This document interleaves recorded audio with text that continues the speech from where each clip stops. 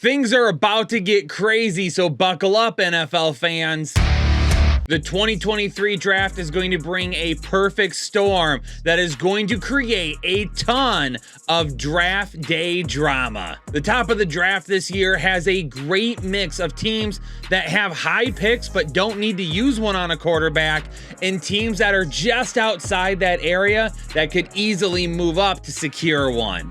So, who are the prospects? What teams can move up? And what teams are most likely to take a drop back? First up, let's meet the prospects. We've got 4 quarterbacks that will likely go within the first 15 or so picks. Of course, everyone knows Bryce Young and Stroud, considered by many to be can't-miss prospects, and the 2 that will dominate headlines at the top of the draft. But behind those 2 are a couple of other names that you may not be familiar with. Will Levis, quarterback out of Kentucky, he was a guy that a lot of people felt really helped his draft stock towards the end of the year.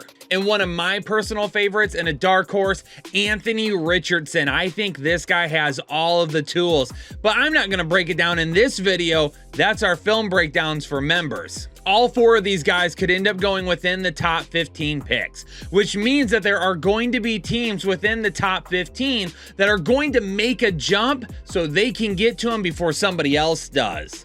Who are the teams that could make the easiest climb to the top to get their pick of the draft? First up, the Indianapolis Colts. They have the 4th overall pick, moving up to number 1 to get ahead of their interdivision rival, Houston Texans. Could be really easy because Chicago could drop back to 4, still have a high pick, and bring in a lot of assets in return. But you know what? Chicago could drop back and then drop back again, depending on who may want to come up then to number 4, where they're at. Chicago already announcing they are sticking with Justin Fields, which means they are on the clock to trade that pick. The Colts probably have the best shot. Las Vegas had been linked to Tom Brady this offseason, and a lot of people felt that that would have been a really good fit. Now with Tom Brady's retirement, Las Vegas is left scrambling to either invest in a veteran quarterback, hello Aaron Rodgers, maybe Jimmy Garoppolo, or to make the move up from their spot at 7th overall to try and get one of their choices at the top.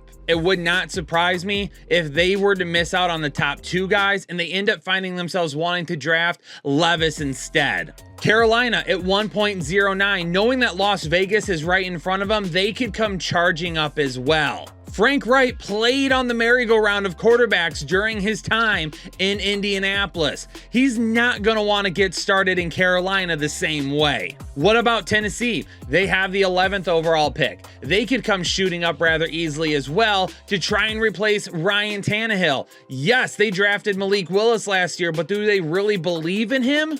If they don't, they could make some sort of a deal to come up as well and possibly get a guy like Anthony Richardson who could then compete with Malik Willis and see if one of those 2 guys can become the franchise at the position. Personally, I'm not wanting to do that. I'm not wanting to invest in 2 projects, especially one in the first round. If they get a first-round quarterback this year, he's going to be the guy and needs to be the guy. The teams that could benefit the most from this rush to the top, number 1 kicks off with the Chicago Bears. They've already said that they are keeping Justin Fields and they are trading the pick. And this works out great because they could end up moving back a couple of times, as I already mentioned. If they were to move back to like 4 with the Indianapolis Colts, and then a team like Las Vegas, Carolina, Tennessee came calling again to get to number 4, they could easily move back twice and amass a ton of picks. Chicago could be huge draft day winners this year. Arizona at 1.03 could also easily move back. They've got Kyler Murray. They don't need a quarterback. If the Colts can't get a deal to move up with the Chicago Bears and somebody else comes up there instead, there are going to be teams that are going to want to jump in front of the Colts, and Arizona could benefit a lot at number 3. Seattle at 1.05, they could be easily swayed. All they got to do is re-sign Geno Smith and say, you know what, maybe we take a shot next year on a loaded quarterback class. If they feel that they're already competing, number 1, they're really not going to want to move up because they are a young team that was supposed to be rebuilding this year. And while they played well, you don't want to lose sight of that and then just cash it all in, hoping to go all the way next year. Stick with the plan.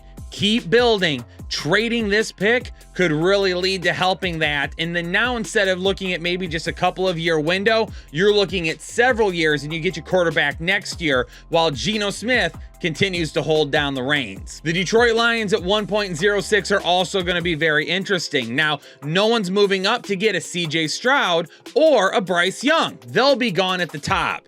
But you never know. Will Levis could end up falling here. Teams could want to move up as well to try and grab Anthony Richardson. Their pro days in the combine are going to speak volumes to what teams will think of them. The craziness that could happen at the end of the NFL draft is number 4 on my top 5 storylines to watch this offseason. Before you get out of here, leave a comment down below with some of your predictions for what you think happens at the top of the draft. Hit the like button, subscribe if you're new, and I'll see y'all in the next episode of the Fantasy Headliners.